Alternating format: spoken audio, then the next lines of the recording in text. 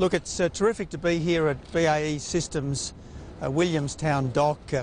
This is one of the major defence installations in our country.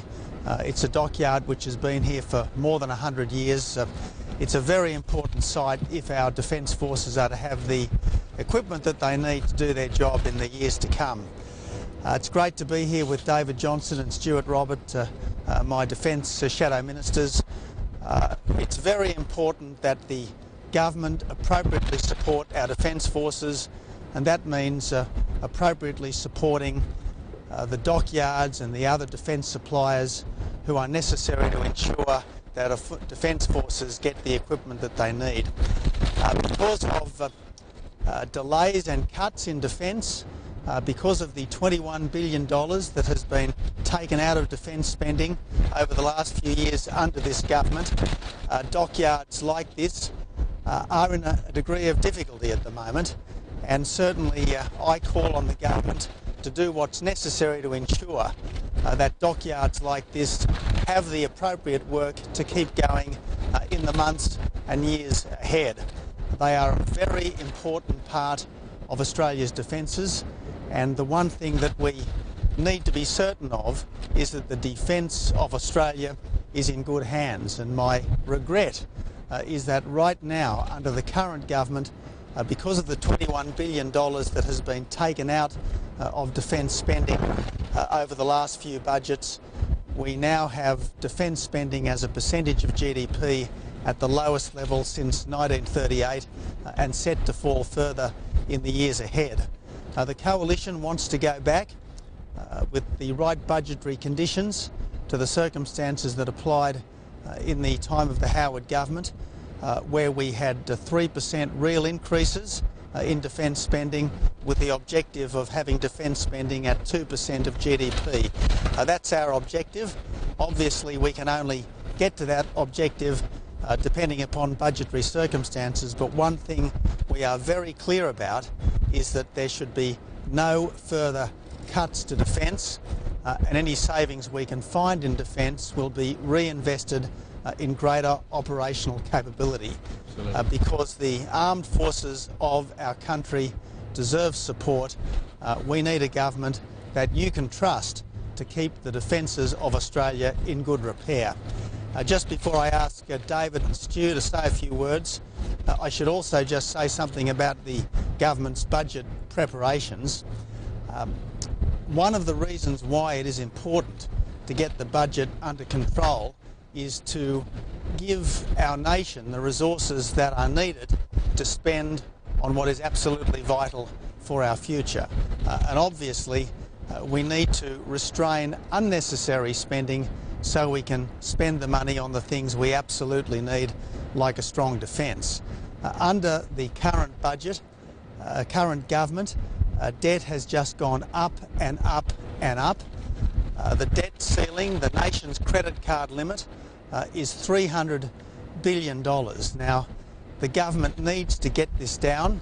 It needs to get this down urgently, but my fear, and the growing fear of the Australian public, is that the government will try to solve its problems by increasing your problems, the problems of the Australian people, that the government will try to secure its future by jeopardising your future, that the Prime Minister will try to buy her future by raiding your superannuation savings. And why do I fear this? Because Simon Crean and Martin Ferguson have told us that this government is looking to raid every Australian's superannuation piggy bank in order to get itself out of a government hole. So we've got a Prime Minister who wants to secure her future by damaging your future.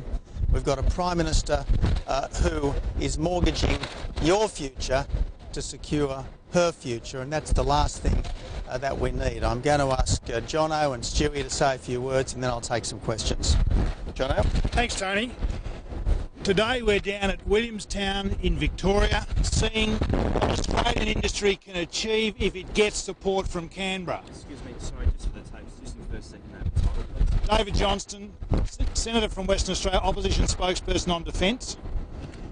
Today we've observed two projects in manufacture here in Melbourne. The air warfare destroyer blocks being carried out and built by BAE Systems, and the superstructure to the LHD, which is behind us, all done by Australian skill, Australian initiative and Australian industry.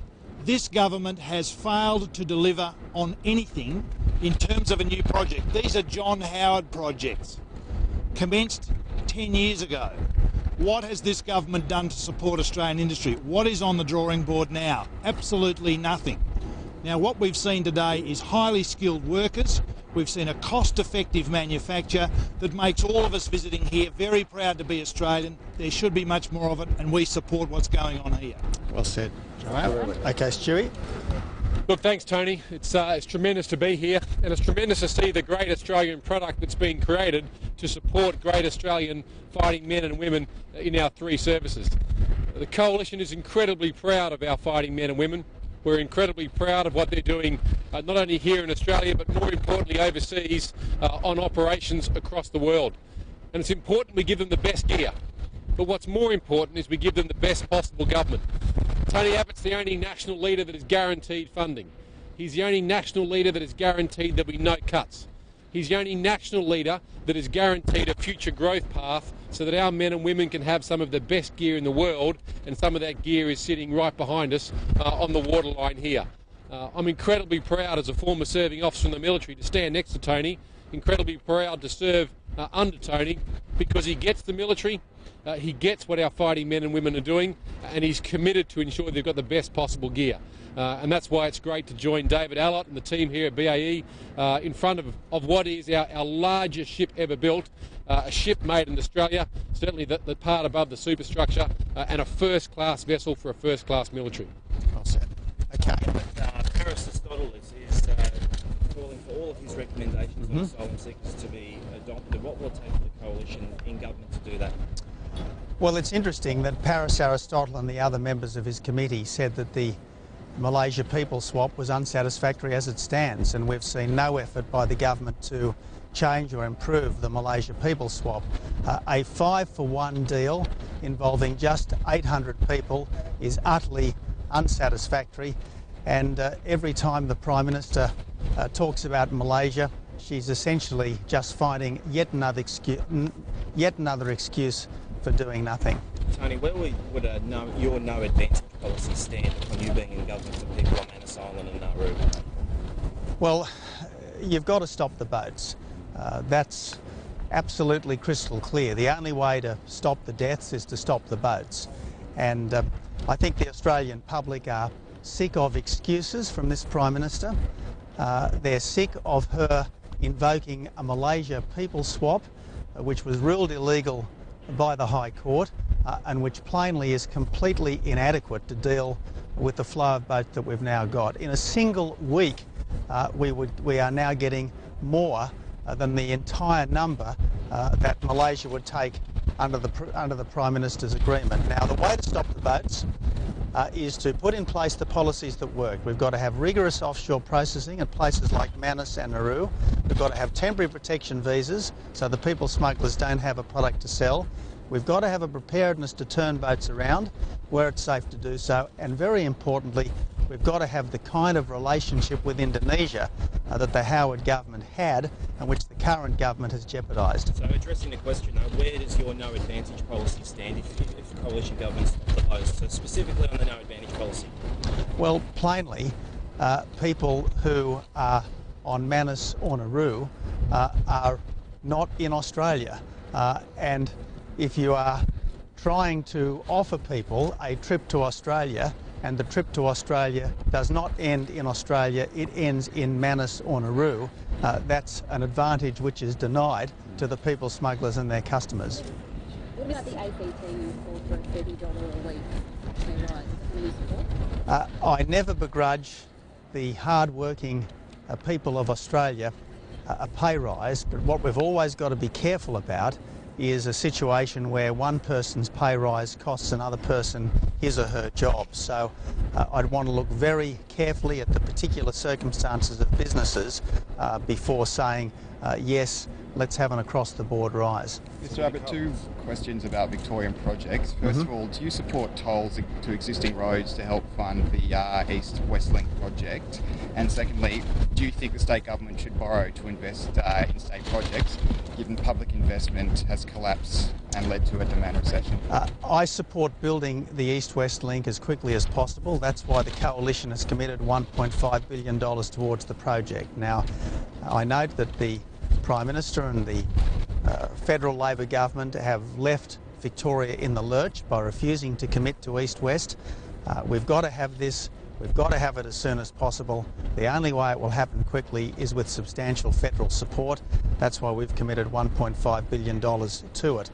Now, how the Victorian government manages its contribution, how much of a private sector contribution the Victorian government wants, that's really a matter for the Victorian government. Are super concessions for high income earners, Tony Abbott, too high?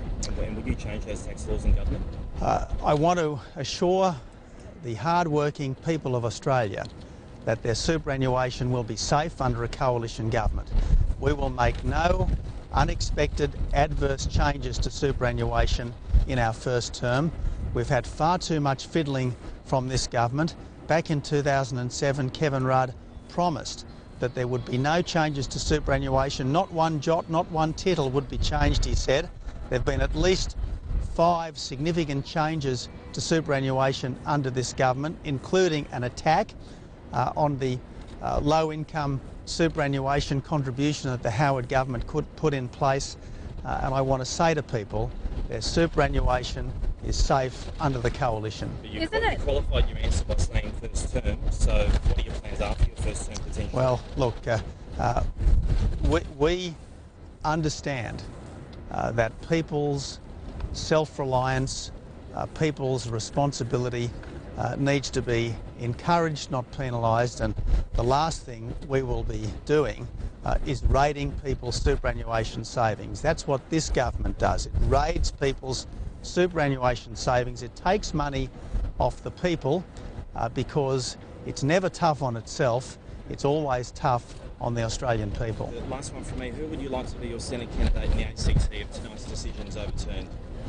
Look, I've been very clear in supporting Gary Humphries. Gary Humphries is a member of my front bench. He's done an excellent job. He's a very experienced, very well-respected politician. He was a well-respected Chief Minister of the ACT.